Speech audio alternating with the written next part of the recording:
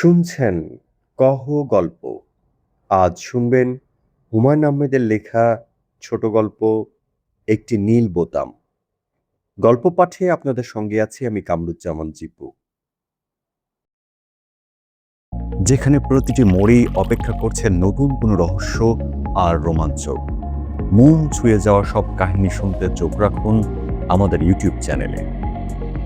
Headphone কানে দিন আর ডুব দিয়ে থাকুন রোমাঞ্চের এক নতুন দুনিয়ায়। কহ গল্প, গল্পের জাদুতে বুধ হোক আপনার সময়। বারান্দায় এশার বাবা বসেছিলেন, হাঁটু পর্যন্ত তোলা লুঙ্গি, গায়ে নীল রঙের গেঞ্জি। এই জিনিস কোথায় পাওয়া যায় কে জানে। কি সুন্দর মানিয়েছে তাকে। ভদ্রলোকের গায়ের রং ধবধবে সাদা, আকাশি রঙের গেঞ্জিতে তার গায়ের রং ফুটে বেরুচ্ছে। সব মিলিয়ে সুখী সুখী একটা ছবি। নীল রংটাই বোধহয় সুখের, কিংবা কে জানে ভদ্রলোকের চেহারাটাই বোধহয় সুখী সুখী। কালো রঙের গেঞ্জিতেও তাকে হয়তো সুখী দেখাবে। তিনি আমাকে দেখতে পাননি। আমি ইচ্ছা করেই গেটে একটু শব্দ করলাম। তিনি আমাকে দেখলেন, সুন্দর করে হাসলেন, ভরাট গলায় বললেন, আরে রঞ্জু, তুমি? কি খবর? ভালো আছো? জি ভালো।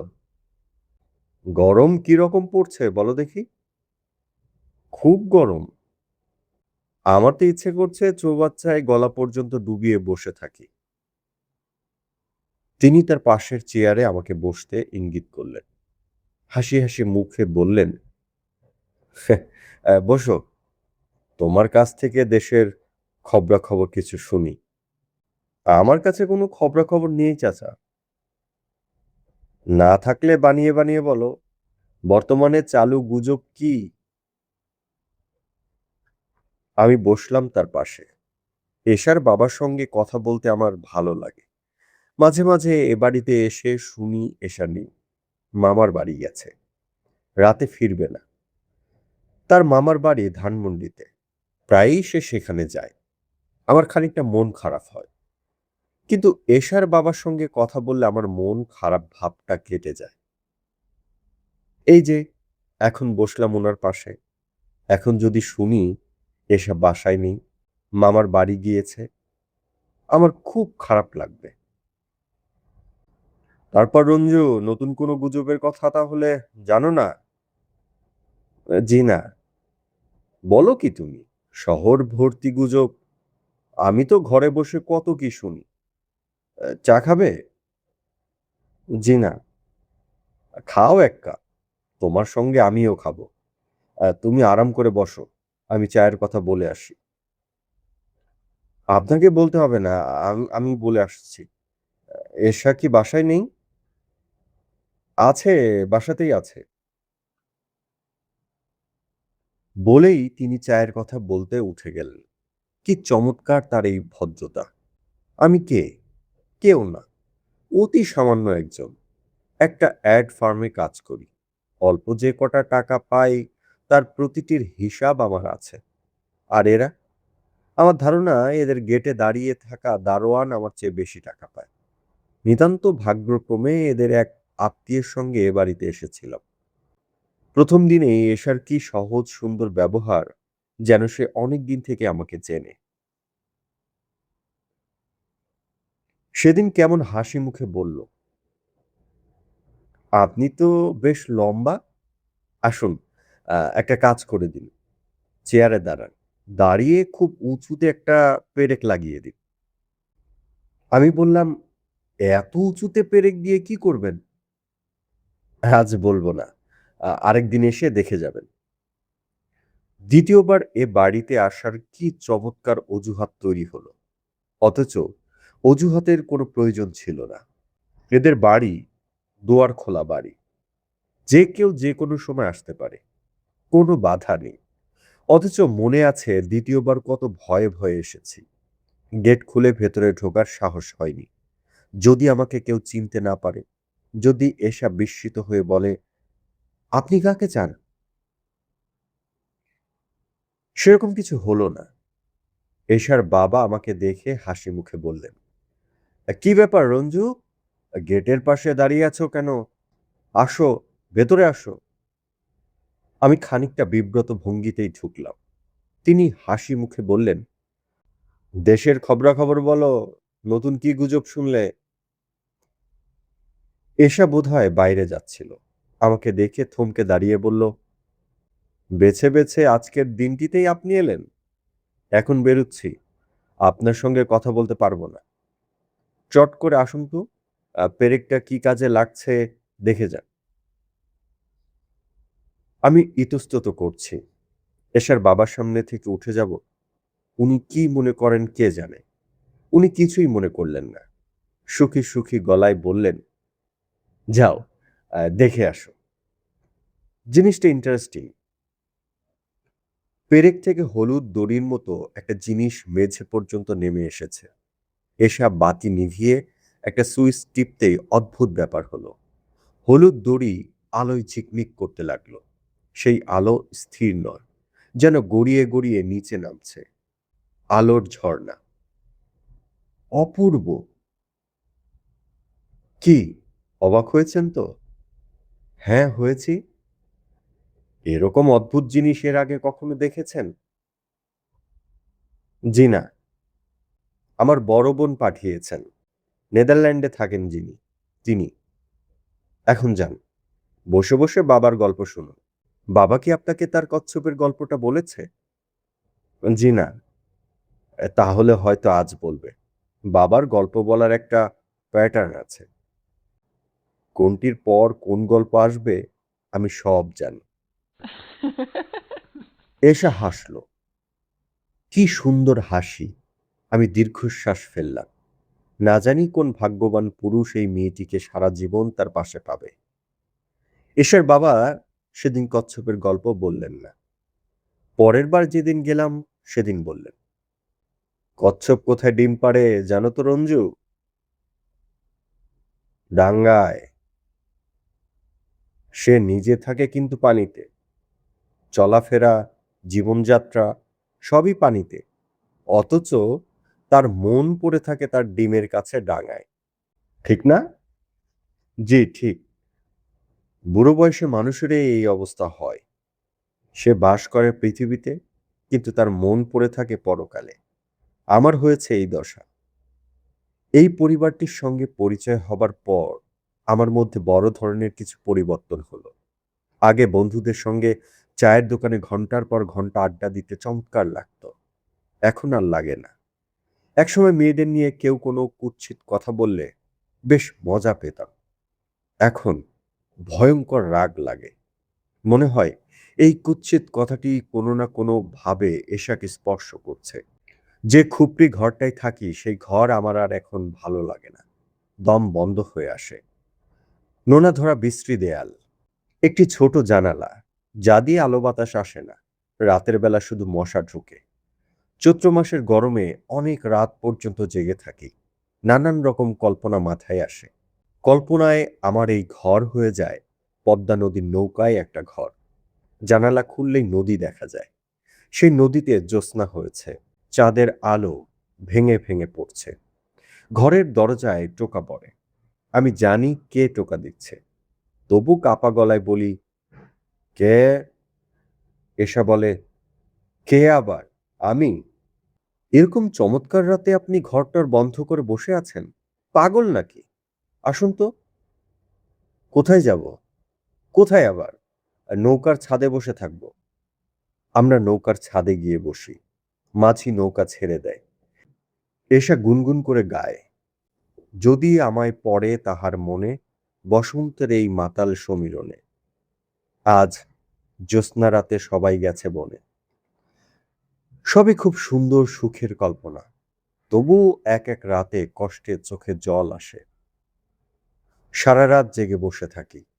দীর্ঘ নিঃশ্বাস ফেলে ভাবি, আমার এই জীবনটা আমি কি কিছুতেই বদলাতে পারি না? বন্ধু বান্ধব সবাইকে অবাক করে এক সন্ধ্যায় জগন্নাথ কলেজের নাইট সেকশনের MA ক্লাসে ভর্তি হয়ে যাই। ধারটার করে আমার ঘরের জন্য নতুন পর্দা, বিছানার নতুন চাদর, নেটের মশারি কিনে ফেলি। অনেক ঘোরাঘুরি করে একটা ফুলদানি কিনি। ১০০ টাকা লেগে যায় ফুলদানিতে, তা লাগুক, তবু তো একটা সুন্দর জিনিস। একগুচ্ছ রজনীগন্ধা যখন এখানে রাখবো, তখন হয়তো এই ঘরের চেহারাও পাল্টে যাবে। আমার এক আর্টিস্ট বন্ধুর কাছ থেকে একদিন প্রায় জোর করে জলরঙা একটা ছবিও নিয়ে আসি। নোনা ধরা দেয়ালে সেই ছবি মানায় না। নিজেই চুন এনে দেয়ালে চুনকাম করি। চুন দেয়ালে আটকায় না, ঝরে ঝরে পড়ে। তবু আমার ঘর দেখে বন্ধুরা চোখ কপালে তোলে। করছিস কি তুই? ইন্দ্রপুরী বানিয়ে ফেলছিস দেখি। আবার দেখি খুশবুও আসছে। বিছানায় আতর ঢেলে দিয়েছিস নাকি? মাই গড! মেয়ে মানুষ ছাড়া এই ঘর মানায় না। এক কাজ কর, ১০০ টাকা দিয়ে একটা মেয়ে মানুষ এক রাতের জন্য নিয়ে আয়, ফুর্তি কর। আমরা পর্দার ফাঁক দিয়ে দেখি। রাগে আমার মাথায় রক্ত উঠে যায়, কিছু বলি না। কি হবে বলে? আমার বন্ধুরা গভীর রাত পর্যন্ত আড্ডা দেয়, সিগারেটের টুকরো দিয়ে মেঝে প্রায় ঢেকে ফেলে। একজন আমার নতুন কেনা বিছানায় চায়ের কাপ উল্টে দিয়ে বলে, যা শালা, চাঁদে কলঙ্ক লেগে গেল। আমি কিছু বলি না, দাঁতে দাঁত চেপে থাকি, আর মনে মনে ভাবি, এই মূর্খদের সঙ্গে কি করে এতদিন কাটিয়েছি, কি করে এদের সহ্য করেছি। প্রেম প্রেম করছিস কিনা বল, তোর হাবভাব যেন কেমন রঙ্গিলা। আমি জবাব দেই না। ইরফান পান খাওয়া লাল দাঁত বের করে হাসতে হাসতে বলে, জিনিস কেমন বল, টিপে টুপে দেখেছিস তো? সবাই হো হো করে হাসে। কোন অন্ধকার নরকে এরা পড়ে আছে? এদের কি কোনোদিন মুক্তি ঘটবে না? আমার ইচ্ছে করে এশাকে একদিন ওদের সামনে উপস্থিত করি। সেটা নিশ্চয়ই খুব অসম্ভব নয়। বললেই সে আসবে, তবে আমার বলতে সাহস করে না। প্রথম যেদিন তাকে তুমি বললাম, কি প্রচন্ড ভয়ে ভয়ে না বললাম। সে গোলাপ গাছের ডাল ছেটে দিচ্ছিল, আমি পাশে দাঁড়িয়ে আছি। হঠাৎ কি হলো নিজের অজান্তেই বলে ফেললাম, কাঁচিটা আমার হাতে দাও, আমি ছেটে দিই। বলেই মনে হলো, এ কি করলাম আমি? আমার মাথা ঝিমঝিম করতে লাগলো। আমার মনে হলো সে এবার চোখে চোখে তাকিয়ে শীতল গলায় বলবে, আমাকে তুমি করে বলবেন না, এত ঘনিষ্ঠতা তো আপনার সঙ্গে আমার নেই। এশা সেরকম কিছুই বলল না, কাঁচি আমার হাতে দিয়ে বলল, ৩ ইঞ্চি করে কাটবেন, এর বেশি না। আর আপনি কি চা খাবেন? হ্যাঁ, খাবো। চা নিয়ে আসছি। শুনুন, এরকম কচকচ করে কাটবেন না, ওরা ব্যথা পায়। গাছেরও জীবন আছে। জগদীশ চন্দ্র বসুর কথা। এশা ঘরে ঢুকে গেল। চৈত্র মাসের বিকেলে আমি গোলাপ ছাড়তে লাগলাম। আমার ৩০ বছর জীবনের সেটা ছিল শ্রেষ্ঠতম দিন। বিকালটাই যেন কেমন অন্যরকম হয়ে গেল। শেষ বিকেলের রোদকে মনে হলো লক্ষ লক্ষ গোলাপ। বাতাস কি মধুর। এশার বাবা যখন বাইরে এসে বললেন, তারপর রঞ্জু, দেশের খবর কি বলো, নতুন কি গুজব শুনলে? কি যে ভালো লাগলো সেই কথাগুলি। মনে হলো এরকম সুন্দর কথা এর আগে আমাকে কেউ বলেনি। গোলাপের ডাল ছাড়ছ মনে হচ্ছে? জি চাচা, এর একটা ফিলোসফিক আসপেক্ট আছে, সেটা লক্ষ্য করেছো? ফুল ফোটাবার জন্যে গাছকে কষ্ট দিতে হচ্ছে। হা হা হা। তার সঙ্গে গলা মিলিয়ে আমিও হাসলাম। এসা চায়ের ট্রে নিয়ে ঢুকতে ঢুকতে বলল, এত হাসাহাসি হচ্ছে কেন, আমি কি যোগ দিতে পারি? ওদের বাড়ি থেকে ফিরলাম সন্ধ্যার পর। এসা গেট পর্যন্ত এলো, হাসি মুখে বলল, আবার আসবেন। এই কথাটি কি পৃথিবীর মধুরতম কথার একটি নয়? আমি আবার আসতে পারি এই বাড়িতে, যতবার ইচ্ছা আসতে পারি।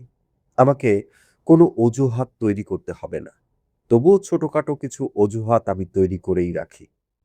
যেমন একবার আমার একটা হ্যান্ডব্যাগ ফেলে এলাম, যাতে পরদিন গিয়ে বলতে পারি জরুরি কিছু কাগজপত্র ছিল। যাক, পাওয়া গেল। সবচেয়ে বেশি যা করি তা হচ্ছে গল্পের বই নিয়ে আসি, তারপর সেই বই ফেরত দিতে যাই। গল্পের বই আমি পড়ি না, ভালো লাগে না, কোনো কালেও ভালো লাগেনি। তবু রাতে শুয়ে শুয়ে বইয়ের ঘ্রাণ নেই, পাতা উল্টাই। এশার স্পর্শ এই বইগুলির পাতায় পাতায় লেগে আছে ভাবতেই আমার রোমাঞ্চ বোধ হয়, গা শিরশির করে, গভীর আনন্দে চোখ ভিজে ওঠে। বই উল্টাতে উল্টাতে এক রাতে অদ্ভুত এক কাণ্ড হলো। টুক করে বইয়ের ভেতর থেকে কি যেন পড়ল, তাকিয়ে দেখি ছোট একটা নীল রঙের বোতাম, যেন একটা নীল অপরাজিতা। নাকের কাছে নিয়ে দেখি সত্যি গন্ধ আসছে। আমি গভীর মমতায় বোতামটা বালিশের নিচে রেখে দিলাম। সারা রাত ঘুম হলো না, কেবলই মনে হলো একদিন না একদিন এশা আসবে এই বাড়িতে। আমি তাকে বলবো, তুমি যে ফুলটি আমাকে দিয়েছিলে সেটা এখনো ভালো আছে, কি সুন্দর গন্ধ। সে অবাক হয়ে বলবে, আমি আবার ফুল দিলাম কবে? এর মধ্যে ভুলে গেলে একটা নীল ফুল দিয়েছিলে না? বলেন কি, নীল ফুল আমি কোথায় পাবো? আমি বালিশ সরিয়ে বোতামটা বের করে আনবো। এশা বিস্মিত হয়ে বলবে, এটা বুঝি আপনার নীল ফুল? আমি বলবো, বিশ্বাস না হলে গন্ধ শুঁকে দেখো। এশার বাবা নিজেই 2 কাপ চা নিয়ে ঢুকলেন। আমার বড় লজ্জা লাগলো। আমি বললাম, ছি ছি ছি, আপনি কেন? তিনি হেসে বললেন, তাতে কি হয়েছে, খাও, চা খাও। চিনি হয়েছে কিনা বলো? হয়েছে। গুড। চিনি আমি নিজেই দিয়ে এনেছি, কাউকে পাওয়া যাচ্ছে না, সবাই ব্যস্ত। কোনো উৎসব নাকি? না, উৎসব কিছু না, মেয়েলি ব্যাপার। এশার বিয়ে ঠিক হলো, ওরা দিন পাকা করতে আসবে, রাত 8টায় আসবে। এখনো 3 ঘন্টা দেরি, অথচ ভাব দেখে মনে হচ্ছে। আমি নিঃশব্দে চায়ে চুমুক দিতে লাগলাম। এশার বাবা বললেন, ব্যারিস্টার ইমতিয়াজ সাহেবের ছেলে, তুমি চিনবে নিশ্চয়ই, ইমতিয়াজ চৌধুরী। জিয়ার আমলে হেলথ মিনিস্টার ছিলেন। ছেলেটা খুব ভালো পেয়েছি, জার্মানি থেকে পিএইচডি করেছে কেমিক্যাল ইঞ্জিনিয়ারিং।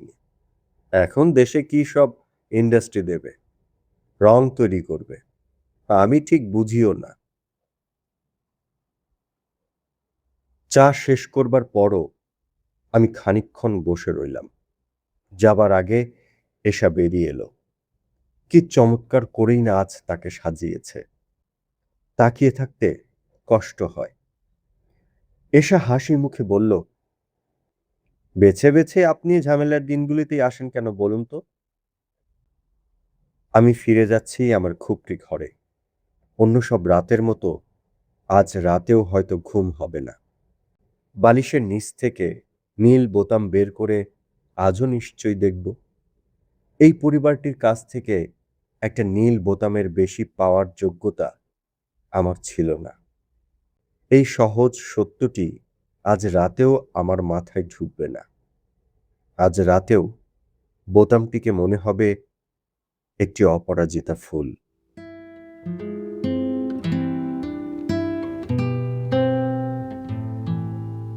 বন্ধুরা, এতক্ষণ শুনছিলেন হুমায়ূন আহমেদের লেখা অসম্ভব সুন্দর ছোট গল্প একটি নীল বোতাম।